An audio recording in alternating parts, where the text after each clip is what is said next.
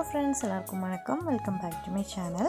இன்றைக்கி வந்து ஒரு இன்ட்ரெஸ்டிங்கான வ்ளாக் தான் நான் உங்கள் கூட ஷேர் பண்ணியிருக்கேன். வெக்கேஷன் டைமில் அக்கா வீட்டுக்கு போயிட்டுன்னு சொல்லியிருந்தேன் இல்லையா. ஸோ லாஸ்ட் டேக்கு முன்னொரு நாள் அன்றைக்கி எடுத்துருந்தது தான். இந்த வ்ளாகில் பார்த்தீங்கன்னா மார்னிங்லேருந்து நைட் வரைக்கும் என்னோடய ஃபுல் டே ரொட்டீனும் நான் இதில் கவர் பண்ணியிருக்கேன். நைட்டு வந்து அக்கா வீட்டிலேருந்து இன்றைக்கி கிளம்புறது மாதிரி தான் பிளானு. எனக்கு டியூஸ்டே மட்டும்தான் இருக்குது. வெனஸ்டே வந்து ஸ்கூல் வந்து ஓப்பன் ஆகிரும். டியூஸ்டே நம்ம வந்து கொஞ்சம் ஃப்ரீயாக இருந்து வீடெல்லாம் க்ளீன் பண்ணி எல்லாமே செட் பண்ணி எடுத்து வச்சுருந்தா தான் வெனஸ்டே வந்து எந்த ஒரு டென்ஷனும் இல்லாமல் மார்னிங் வந்து ஸ்கூலுக்கு வந்து ரிலாக்ஸாக வந்து வெனஸ்டே கிளம்ப முடியும். அதனால் இன்றைக்கி நைட்டு ஹஸ்பண்ட் வந்து ஷாப்பை வந்து க்ளோஸ் பண்ணிவிட்டு நைட் வந்து கூப்பிட வரேன் அப்படின்னு சொல்லியிருந்தாங்க. ஸோ அந்த லாஸ்ட் டேயாக வந்து மார்னிங்லேருந்து நைட் வரைக்கும் ஷூட் பண்ணலான்னு தான் பிளான் பண்ணியிருந்தோம். எஸ்டர்டே பார்த்தீங்கன்னா நான் தங்கச்சி அக்கா 3 சேர்ந்து தான் இன்றைக்கி வந்து சமைச்சு எல்லோரும் சேர்ந்து சாப்பிட்றது மாதிரி தான் பிளான் பண்ணியிருந்தோம். மார்னிங் வந்து பிரேக்ஃபாஸ்ட் வந்து இட்லி தான் ரெடி பண்ணி சட்னி தான் ரெடி பண்ண போகிறேன். தோசை பார்த்தீங்கன்னா கடையிலேருந்து தான் வாங்கியிருந்தது. டைமில் வந்து தங்கச்சி வீட்டில் தான் மாடியில் ஒரு ரூம் உண்டு, அங்கே தான் ஸ்டே பண்ணியிருந்தோம். ஏன்னா அங்கே தான் பாப்பாவுக்கு வந்து தொட்டில் போடுறதுக்கு கொஞ்சம் வசதியாக இருந்து ஈஸியாக வந்து ஆட்டி தூங்க வச்சிடலாம். அக்கா பார்த்தீங்கன்னா நைட் வந்து தூங்குறதுக்கு 1:30 மேலே ஆகும், படிச்சுட்டு இருப்பாள். கண்டிப்பாக இங்கே இருந்தால் பாப்புட்டி வந்து டிஸ்டர்ப் பண்ணிகிட்டே இருப்பாள், அழுதுகிட்டே இருப்பாள்.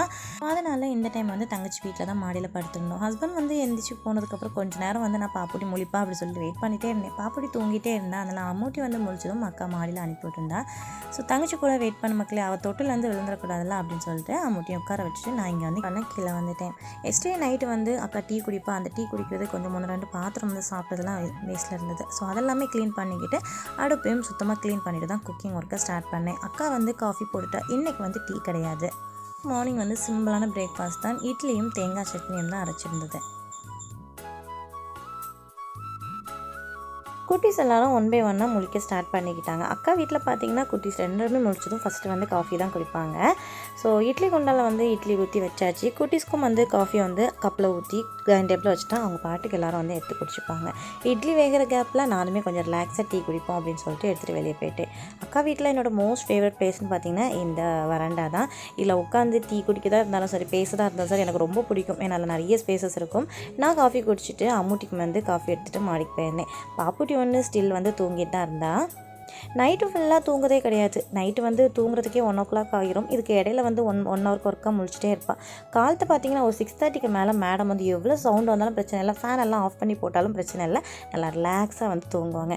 நிறைய வீட்டில் இந்த மாதிரி அனுபவம் இருக்கும். யார் வீட்டிலலாம் இருக்காங்க குட்டீஸ் இந்த மாதிரி அப்படி சொல்லிட்டு கீழே கமெண்டில் சொல்லுங்கள். அக்கா வீட்டில் சுத்தமாக டவர் கிடையாது. மொபைல் கொடுத்துட்டு போனாலும் அம்மூட்டி வந்து ஓரளவுக்கு வந்து மேனேஜ் பண்ணிப்பா. கேம் விளையாடியாது. மொபைலும் எனக்கு வீடியோ எடுக்க வேண்டியதாக இருந்ததுனால மொபைல் வந்து கொடுக்கவே இல்லை. அம்மூட்டி கூட அதில் ஒரு 10 நிமிஷம் இருந்து பேசிக்கிட்டு மறுபடியும் கீழே போய் குக் பண்ண போயிட்டேன். பாப்பூட்டி முழிக்கிறதுக்கு முன்னாடி எல்லாமே க்ளீனிங் எல்லாம் முடிச்சு வச்சுட்டு குக் பண்ணி முடிச்சுட்டா எனக்கு வந்து ஒரு பெரிய வந்து ரிலாக்ஸாக இருக்கும். அதுக்கப்புறம் அழுதாலும் பார்த்துக்கலாம், இந்த மாதிரி தான் இருக்கும். சட்னி வந்து ரெடி பண்ணிட்டேன், தேங்காய் அரைச்சி. சட்னிக்கு பார்த்தீங்கன்னா நான் வந்து ஒரு சின்ன துண்டு இஞ்சி, சீரகம், பச்சை மிளகாய், கருவேப்பிலை போட்டு நல்லா வந்து சாஃப்டாக அரைச்சிருப்பேன். ஸோ அரைச்சி முடிச்சுட்டு பார்த்தீங்கன்னா அதையும் தாளிச்சு கொட்டியாச்சு. தாளிச்சு கொட்டினோம் மறுபடியும் கிச்சன் க்ளீனிங். ஏன்னா சிங்கில் வந்து பாத்திரம் மறுபடியும் குமிஞ்சாச்சு. எல்லோரும் காஃபி குடிச்சது, காஃபி போட்டது, காஃபி ஆற்றுனது, இந்த மாதிரி கொஞ்சம் 2 பாத்திரம்லாம் வந்துருச்சு. கையோடி அதையுமே க்ளீன் பண்ணி கவுண்டர் டாப் எல்லாமே க்ளீன் பண்ணியாச்சு. அக்கா வந்து ஆஃப்டர்நூன் வந்து குக் பண்ணுறதுக்காக தக்காளி, பல்லாரி இதெல்லாம் பக்கத்துலேயே வந்து கடையில் வாங்கிட்டு வந்திருந்ததா.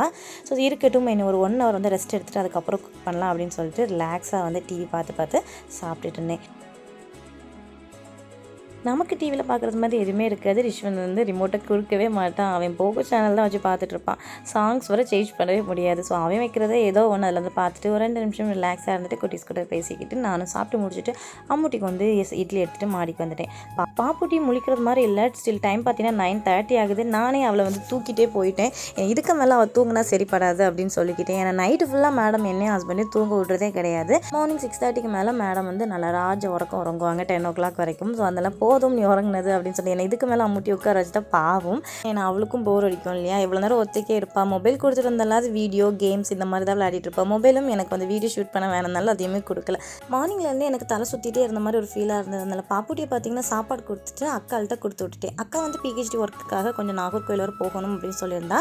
ஸோ எப்படி அவங்க போயிட்டு வரதுக்கு ஒரு 1 hour ஆகும். ஸோ இந்த கேப்பில் வந்து பாப்புட்டியை கொடுத்துட்டு நான் 1 hour வந்து நல்லா தூங்கி ரெஸ்ட் எடுத்துகிட்டு மறுபடியும் வந்து குக்கிங் ஒர்க்கை வந்து ஸ்டார்ட் பண்ணிட்டேன். பாப்புட்டி வரதுக்கு முன்னாடி முடிக்கணும் அப்படின்னு சொல்லிட்டு. இன்றைக்கி வந்து எனக்கு வந்து குக்கிங்க்கு கொஞ்சம் தங்கச்சி வந்து ஹெல்ப் பண்ணா. ஸோ நல்லா தலை சுற்று அப்படின்னு சொன்னதால எனக்கு வந்து அந்த இஞ்சி, லெமன், தேன் இந்த 3ஐயும் மிக்ஸ் பண்ணி கொடுத்துருந்தா. இது கொடுத்தா கொஞ்சம் வந்து ஃபீல் பெட்டராக இருக்கும். ஸோ அதையுமே குடிச்சிட்டு அப்படியே வந்து ஒர்க்கை வந்து கண்டினியூ பண்ணியிருந்தேன். ஸோ இதுக்கு வந்து காம்பினேஷனுக்கு பார்த்தீங்கன்னா காலிஃப்ளவர் ஃப்ரை தான் ரெடி பண்ணியிருந்தேன். அதுவுமே மேக்னேட் பண்ணி எடுத்து ஃப்ரிட்ஜில் வச்சிட்டோம்னா அது ஒரு ½ அன் ஹவர் வந்து நல்லா வந்து மசாலாலாம் அப்சர்வ் ஆகிறதுக்கு முன்னால் நம்ம வந்து பிரியாணி ரெடி பண்ணிடலாம். பிரியாணினா குஸ்கா எம்டி பிரியாணி பண்ணுவோம் இல்லையா, அந்த மாதிரி தான். காலிஃப்ளவர் பார்த்தீங்கன்னா லைட்டாக வந்து குக் பண்ண வச்சுருப்பேன். நல்லா சுடு தண்ணியில் ஒரு 5 நிமிஷம் போட்டு வச்சுட்டு அதை ஃபில்டர் பண்ணிவிட்டு அதில் வந்து கரம் மசாலா, வத்தல் தூள், மஞ்சள் தூள், இஞ்சி பூண்டு பேஸ்ட்டு, கருவேப்பிலை மட்டும் தான் போட்டு நான் மேக்னேட் பண்ணி வச்சுருப்பேன். அங்கே வந்து பச்சரிசி மாவு இல்லை, பச்சரிசி இருந்தால் 1 டீஸ்பூன் பச்சரிசி, கார்ன்ஃப்ளவர் வந்து ஆட் பண்ணியிருப்பேன்.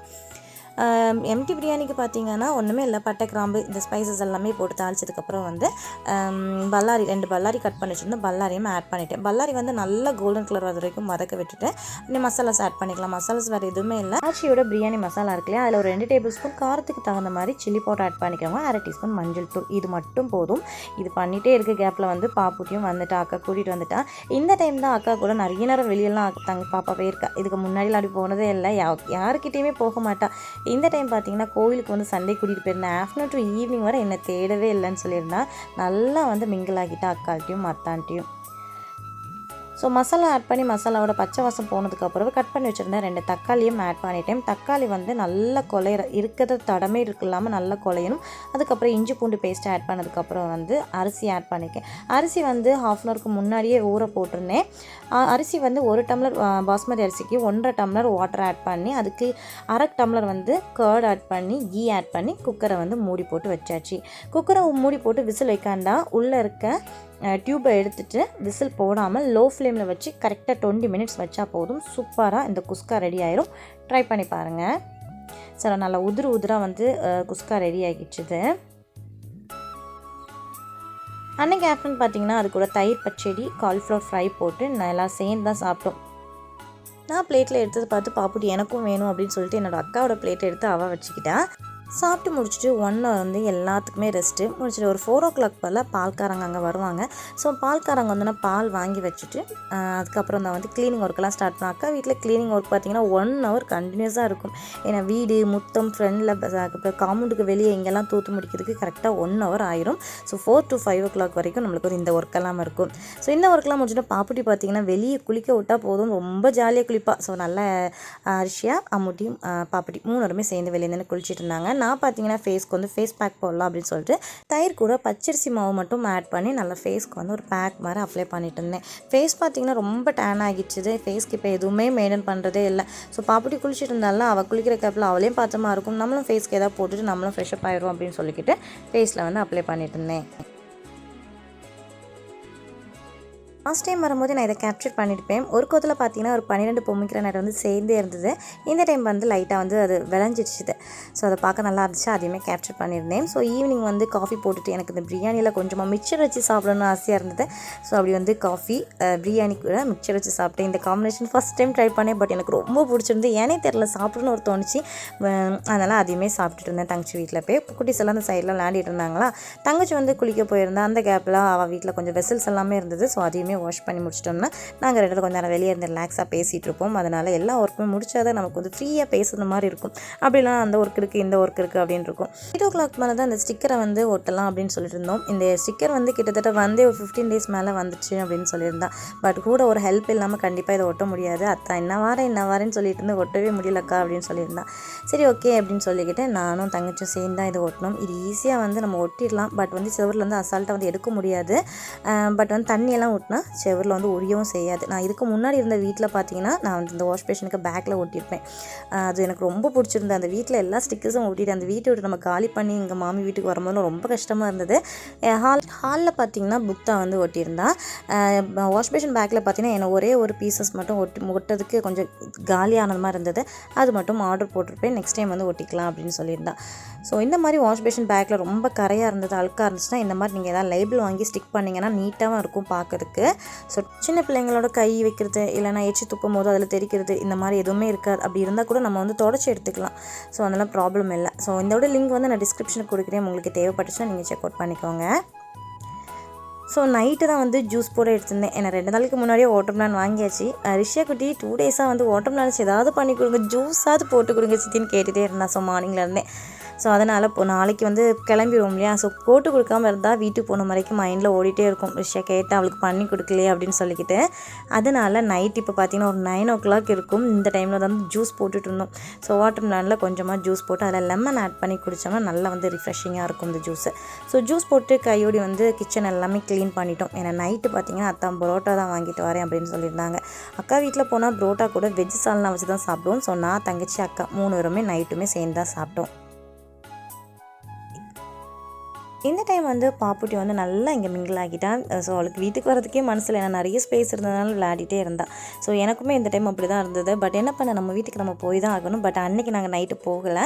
டியூஸ்டே தான் ஈவினிங் தான் தங்கச்சி கொண்டு விட்டுருந்தேன். ஏன்னு பார்த்தீங்கன்னா அக்காலோட அண்ணியோட பையனுக்கு வந்து ஃபஸ்ட்டு பர்த்டே.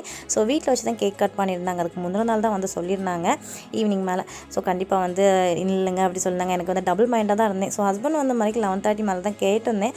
ஹஸ்பண்ட் அப்போ நீ இல்லை அப்படின்னு சொல்லியிருந்தேன். தங்கச்சியுமே நல்லா ஃபோர்ஸ் பண்ணா. சரி அத்தை நான் நாளைக்கு ஆஃப்டர்நூன் மேலே கொண்டு விட்டுறேன் அப்படின்னு சொல்லியிருந்தா. அதனால் அந்த ஃபங்க்ஷன் முடிச்சுட்டு தான் வீட்டுக்கு போயிருந்தேன். அந்த பர்த்டே கிளிப்பிங் வந்து ஷார்ட்ஸில் நான் உங்களுக்கு அப்லோட் பண்ணுறேன். இந்த வீடியோ உங்களுக்கு பிடிச்சா லைக் கமெண்ட் ஷேர் பண்ணுங்கள். நம்மளோட சேனல் ஃபஸ்ட் டைம்னா சப்ஸ்கிரைப் பண்ணிக்கோங்க. நெக்ஸ்ட் இன்னொரு இன்ட்ரெஸ்டிங்கான வீடியோ வந்து உங்களை பார்க்குறேன். அது வரைக்கும் பாய்.